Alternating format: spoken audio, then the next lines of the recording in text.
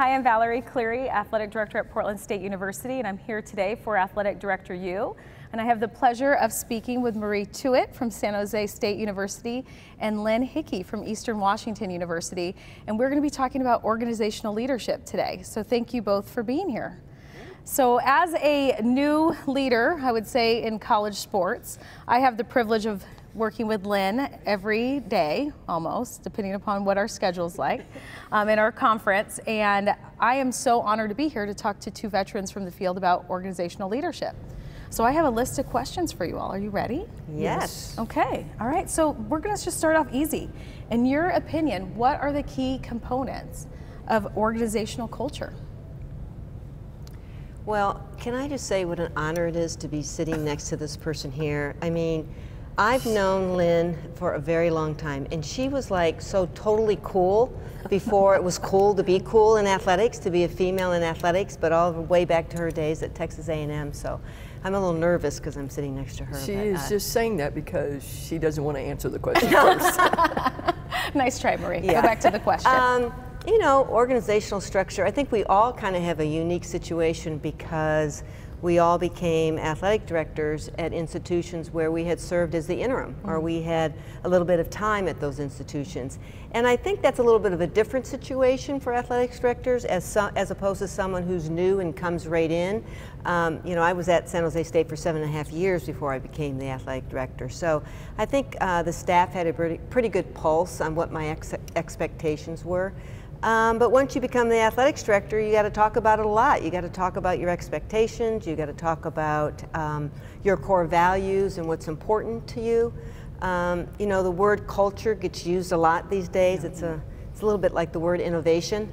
People use it a lot. But I really think if you're the athletic director, you have to set the tone and set the expectations for the kind of culture and the kind of environment that you want. That's great. Yeah, I think, you know, I had an opportunity to be the interim at Eastern for about 3 months, and then I'd put my name in the hat for the full-time position. So had a chance to get to know everybody a little bit. But then even after I got the full-time position, I thought the most important thing was to continue to have conversations and to try to understand. It was a huge culture change for me, coming from San Antonio to the Pacific Northwest, and so I had a lot to learn, and I needed to listen. And then there was a good foundation there of success, and you want to be really careful about not just coming in and trying to, you know, turn the apple cart over, but at the same time had to start addressing some policies and procedures and putting your own stamp on what you wanted the behavior to be, the expectations, and to try to drive a new energy into the program. I think, I mean, I love what both of you said. I mean, definitely even in my own personal situation, you know, I was an associate at Portland State prior to coming back to Portland State. So, I mean, there's always that culture setting that you have to do with people who either were your peers or that you've had these pre-existing relationships with. And so one of the questions too is about the level of consistency in your employees and the views of the culture you have implemented. So, I mean, whether it's been that you've come in or you're a new role, so in an existing relationship that you've had with your employees there, and now maybe you're shifting the culture a little bit. So how do you evaluate how your employees are kind of catching on to that new culture setting that you're trying to implement there? Well, go ahead. We got through the first year, I think, pretty good. We had some really good national success, especially with football. And then, but there was still a question mark even after the end of that first spring of what do you really want? What is your vision? And I think I was really surprised because I thought that even in the short time I'd been there that I was explaining that. So we have really had to step back and kind of start from scratch again and really develop what our values, our value words are, and what we truly believe that we can be. So we're getting ready to go through a whole strategic planning process and want it to be very, very inclusive so that everybody feels that they're a part of things. I came from out of state, an FBS situation, walking into an FCS situation, and so there were, at times, I think everybody really stood back to watch and say, who is she, and are her expectations too high for us for where she comes from? So we've had some real good heart-to-heart decisions about who we want to be, and we just kind of put it on the line, and we're doing backtracking now to really work together to put everything on paper. That's great. I mean, same question. I mean, for you being there for 7.5 years, how has that response been to your culture shift? Right. The other thing too that you said, you talked about consistency, and I think that's really, really important because people want to know what to expect every single day, especially when it comes to culture. What kind of behaviors are going to be accepted and which kind are not? And athletics is a very emotional profession. The emotional roller coaster that coaches go through every day is incredible. I was asked, do you have to have been a student athlete or a coach to be a great administrator? And I know some great administrators that never coached and were never athletes. But I do think having that experience, you have a little bit better pulse on what coaches are sort of going through. And so you set that behavior, you set the culture, you talk about it, and sometimes you have to have hard conversations too. And I try not to avoid those. I think in the past, perhaps, I've seen administrators that really didn't want to have the hard conversations. But if you have individuals that maybe aren't on the same page, if you don't have the same vision, if you don't have the same priorities, then you've got to have some hard conversations with them and say, look, this is how we're going to do it. This is the Spartan way. This is how we're going to do it at San Jose State. And I think change is really hard. Change is hard, and if you're not careful, you bring in this new excitement, and we're going to do this and we're going to do that, and even though a new staff thinks that's cool, it still is a little scary, and sometimes they react like, are you therefore insinuating what we had or what we had done was not good enough? Because we have a lot of people on our staff that have been there for a long, long time. And so, I caught myself at times thinking, whoa, be careful, because you do respect what they've done, even though you see some things that could be made better. Communicate, communicate, communicate, communicate. I think, and then learning the characters in play on developing trust and making sure that they understand that there are certain ways that we need to channel our communication so that we're taking care of each other and it doesn't become a gossip center and create chaos when there's no need for it. Right. Well, and both of you have touched so much too on just the complexity of our internal operation in athletics. I mean, just even with your coaches, your staff, your student athletes. How does that play out on your campus as a whole? So now you have a new leader in a very public entity of the campus, and you're starting to do some culture shifts. So how do you take those principles that you're trying to instill with your staff and student athletes and coaches and apply that to the broader campus? And I have the privilege of following you on social media and your staff and what they do. And I mean, you've done some great things there as a campus to really put San Jose State on the map. So tell us a little bit more about that. What was some of your specific things that you've done? Right. And it's interesting because I think prior to being an athletics director, I hadn't really thought about that as much, how crucial the conduit from athletics is to campus, and in particular the individuals that serve on the president's cabinet. When a president hires you, they trust you, they believe you're going to do things the right way, they believe that you're the person that can lead the athletics program. So I feel a great deal of confidence from my president. But I will tell you that members of the president's cabinet and getting them engaged in athletics is a really, really crucial part. Now, and I talk about this, if you look at faculty, faculty want a few things. Number one, they want you to follow the rules, and they want you to graduate, your student athletes. They want you to generate revenue to help with your athletics program. They want you to win too, but those other factors are really important. So our message to campus is often about the things that we're doing right and doing them the right way. A robust and sustainable and vibrant athletic program can elevate the whole university. The other mantra that we use all the time is that if we want people to support us, then we have to support them. And we ask a lot in athletics. We ask a lot from a lot of people, and so my message to campus is always, what can we do for you? When can we show up to things that are important to you, whether it's move-in day in the dorm or whether it's a big event, a ribbon cutting at a facility. I mean, we're there to be represented. So I think there's that two-way relationship that I hadn't thought about much before I became an athletics director, but I think it's really important as you move your athletics program forward. Right, and Lynn, you walked into, like you said, I mean, a department that has a lot of long-standing staff and coaches, very successful football program. So how's that translated not only on campus, but where you are into the greater Cheney community? Right, and it's a very, very small community, so everybody knows everything. And there's a street called Washington Street that divides the athletic facilities and office from the whole entire campus. And so we have been really working to try to bridge that. It's all about engagement, and it's about being vulnerable and really presenting, like we've done a lot of work presenting our budgets so that everybody understands, because you know we're a lower resource campus. There's a lot of changes going on our campus right now. To be a regional university in this country right now is really, really tough, and there are a lot of changes going on. But we know that our responsibility is to develop pride and traditions for the university, to give a really good level of entertainment for the community and our alums. And then if we do a good job, we really talk to our current students, our alums, about how we can increase the equity of their degree. Because when we go to the national championship, whether you graduated last year or 20 years ago, all of a sudden the value of your degree goes up. Mm-hmm. But the kids have to do well in the classroom, and socially in a small community like that, we really have to hold our own and be really good role models for the whole campus. Right. So we now know it's complex, not only internally and externally, to have leadership in a complex organization like athletics.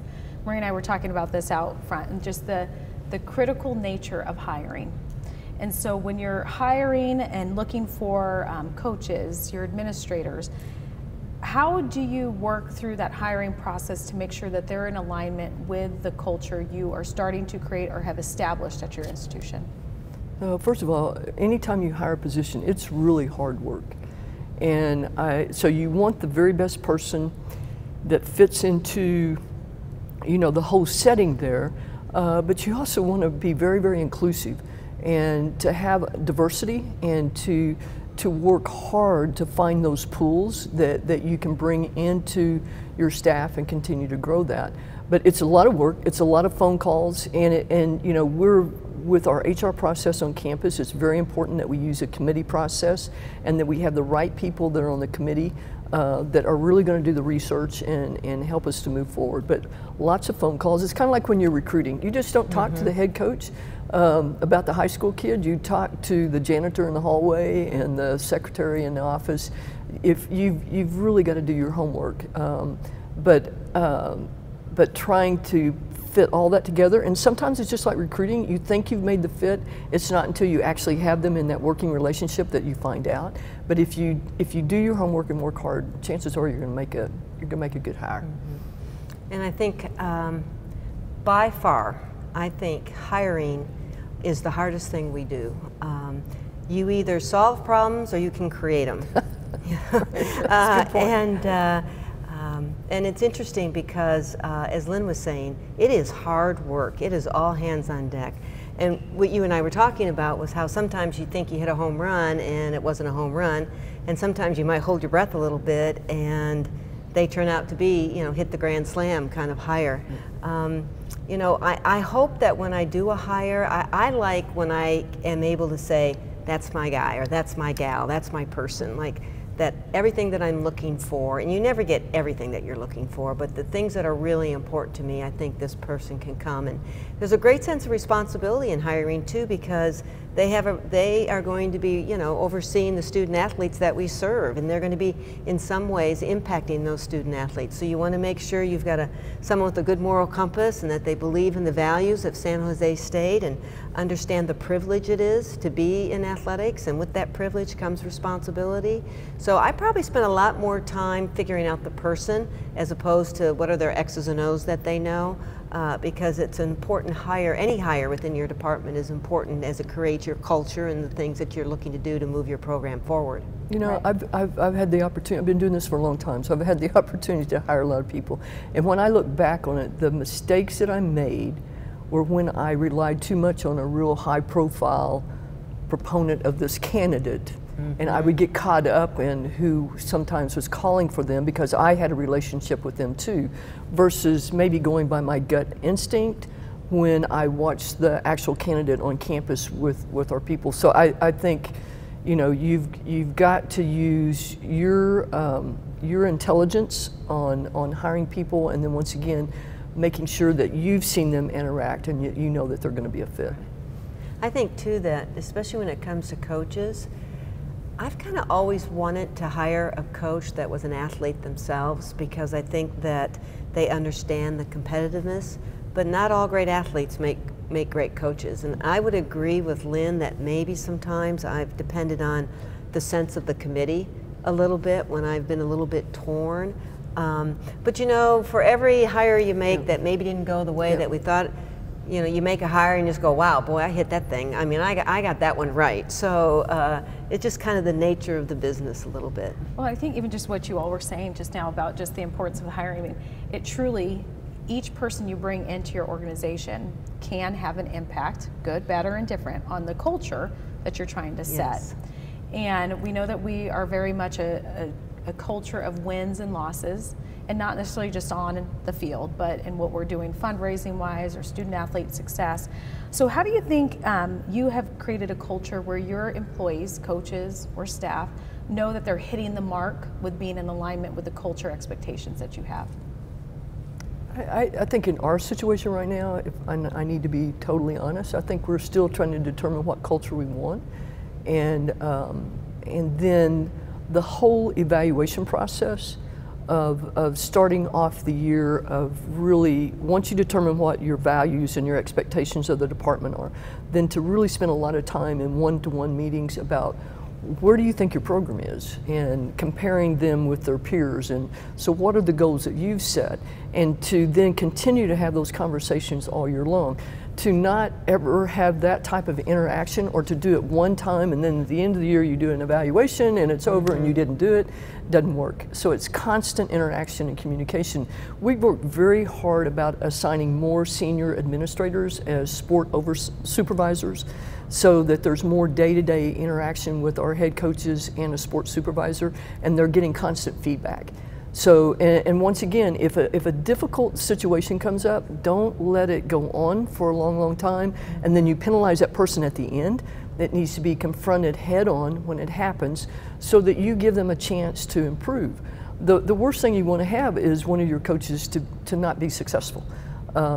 You are, as a leader, the people you put around you. If you don't help them, if you don't help them grow, if you don't help them develop, then that's on you. And so that's a very important piece that we're trying to get instituted right now.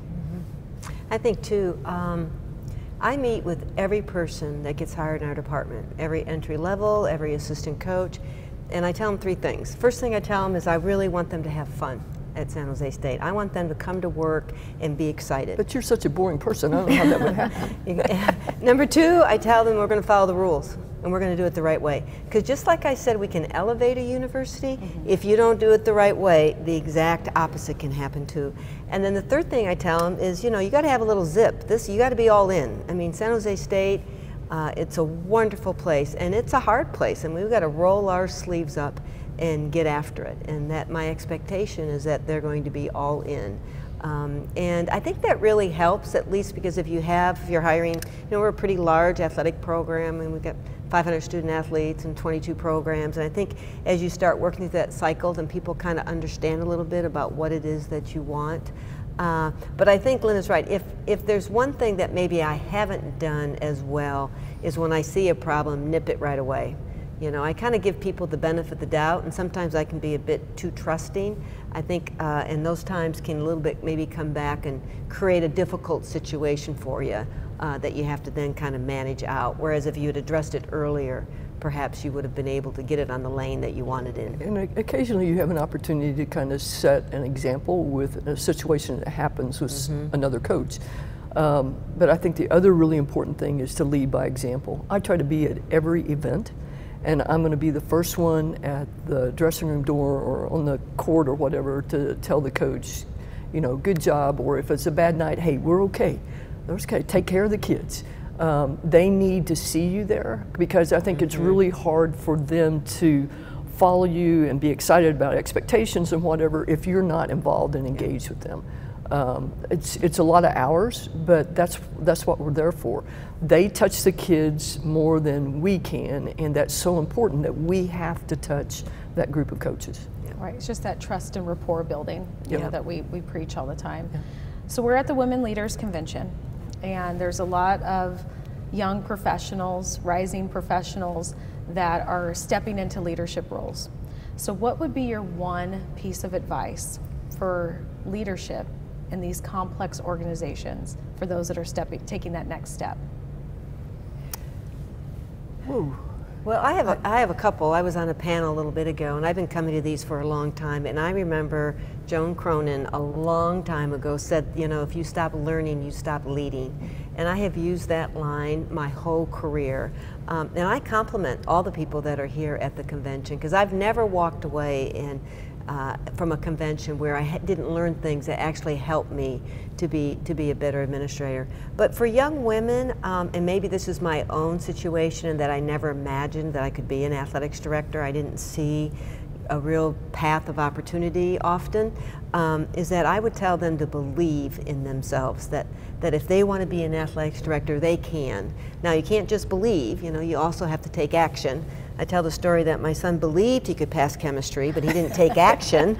No, so you can't just believe, but for them to walk with their shoulders back and their head up.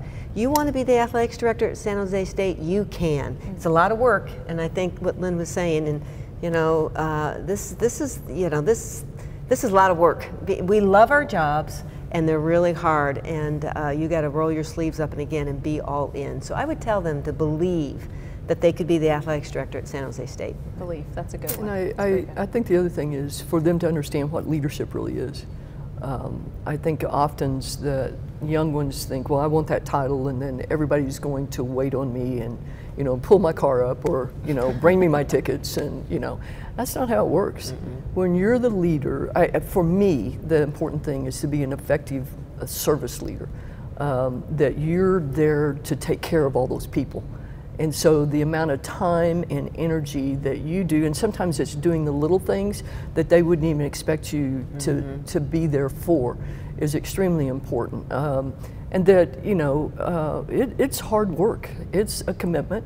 You've got to have your family together on this, because if you have a partner, and especially if children are involved, it's a tremendous commitment for the whole family, because it's a lifestyle. It's 7 days a week. It's all year long. But the opportunities that you have for your family to be involved with these student athletes and coaches is a great way for young kids to grow up. I've watched my daughter, and I've worried that I've messed her up, and I've watched how she's grown, and all the experience she's had as a little kid with everywhere we've been. She's grown into quite a leader herself. So it's a great lifestyle, but it is hard work. It really is. Well, thank you both so much. Well, can I just say one quick thing?